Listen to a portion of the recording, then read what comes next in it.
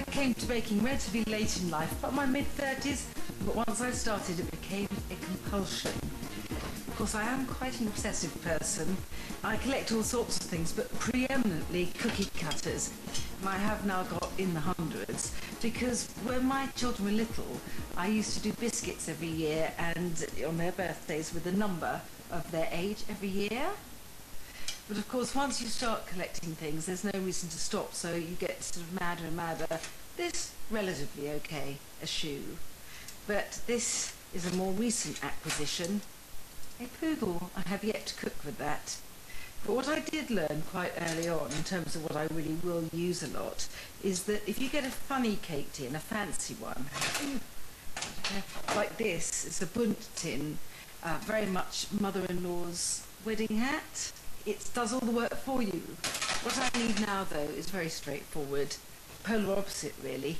Two very basic 20cm layer cake tins.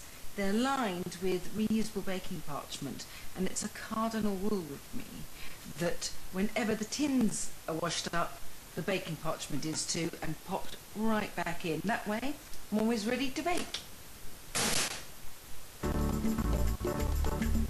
They say the devil has all the best tunes. Kind of think he's got the edge on recipes too. Certainly if this devil's food cake is anything to go by.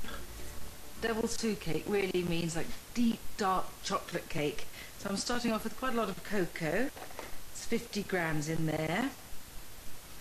After the cocoa, just to enhance the treacly darkness, I want 100 grams of dark muscovado sugar. And I'm making this into a sort of dark, malevolently dark syrup, just by pouring 250 mils of recently boiled water over it. And I know it looks like an awful lot of water to put in the cake, but that's what really counteracts the drying quality of the cocoa and makes every mouthful just melt. Anyway, now the dry ingredients.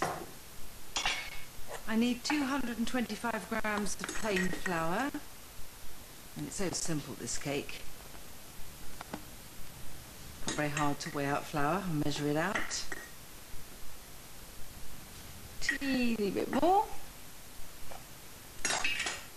And into this, half a teaspoon of baking powder and half of bicarb. Most cakes start with creaming butter and sugar. This one is no exception. That's 125 grams of soft, unsalted butter there. And on top of that, sprinkle in, pour in 150 grams of caster sugar. So we've got everything for the cake batter there, bar the vanilla and eggs, and they're coming. Once the cake is done, there is the lush frosting, but I'll come to that. It's pale and fluffy. I'm going to add some vanilla, lots of vanilla, 2 teaspoons, but then the cocoa is bitter and the dark muscovado sugar treacly can take this. And now it's just a question of alternating dry ingredients and eggs. So, dried ingredients, 1 egg, the rest of the dried ingredients, and my second and final egg. Such a fantastic vanilla-toned mixture, but I am going to do violence to that by pouring in this chocolate liquor. Beautiful, isn't it? As you might imagine, this is a very wet batter, so do not be alarmed. That's what it should be. If it were drier, you wouldn't get such a luscious tender crumb later. Ah, peace. Peace, but a bit of mess. I don't mind that, because it is a bit liquid. but you want that liquidness. That is glorious. Right, to business. Bit of buttering of the pans, just the sides, of course, lightly. And then they are ready to be filled with this glossy, chocolatey cake batter. You know, the first time I made this cake, I thought my children would hate it and they'd complain that it was too dark, too rich, not sugary enough. But I left it out on a Friday night only to get up the next morning and see a kind of teenager trail of chocolatey crumbs. It's a mistake I don't want to make again.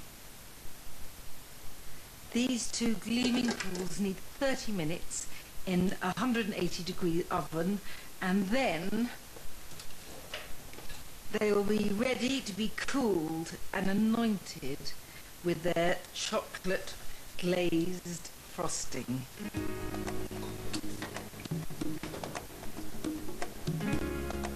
When the cakes are ready, they'll have started coming away from the sides of the tins. Put both tins on a wire cooling rack and leave there for 5 to 10 minutes before turning both cakes out to cool completely. The allure of a devil's food cake lies partly, well, in great part, with the frosting. It's very, very simple to make, but it takes a while just to cool and become spreadable, which is why I make it ahead. I mean, it's so easy. I just did this. I put 125 millilitres of water in a pan and then add 30 grams of dark muscovado sugar and 175 grams of soft, unsalted butter. Put it on a heat, but make sure it's low and let everything melt and dissolve together. Though you should whisk every now and then just to make sure all the sugar is dispersed. When the mixture comes to a boil, turn off the heat and add 300 grams of best quality dark chocolate. Either chop it finely yourself or use little buttons that will melt easily. Swirl the pan so that the chocolate begins to melt in the liquid, and then leave for a minute before whisking together until gleaming and smooth. Cakes that are filled and frosted need layers that aren't too deep, so that's why these are shallow. It's meant to be like that.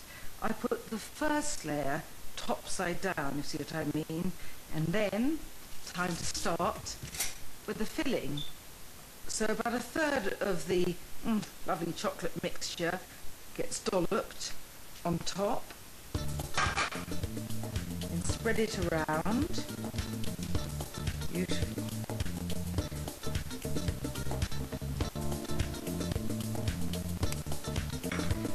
Top part goes on regular way up. I'm going to put most of the frosting on the top and then try and coax it down the sides. You probably could make this look, you know, fantastically smooth. I couldn't. And anyway, I love the way the chocolate seems to gleam more in these little swirls and spirals. This frosting never quite sets hard, but the stickiness is part of what makes it taste so delicious. And I'm done.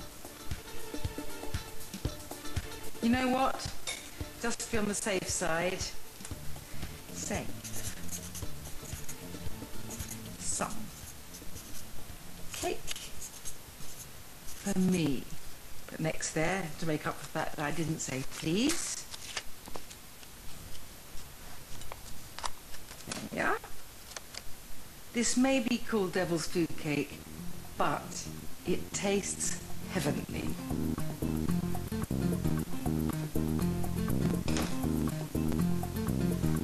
That's yours. Yes, it's so good. Yeah. You've got chocolate on your nose. Okay, clear a path to the cake. Excuse me, excuse me, excuse me. Will you cut me a slice? It's really delicious. Thank you, Jamie. Thank you, nicely done. Devil's food cake for my angels.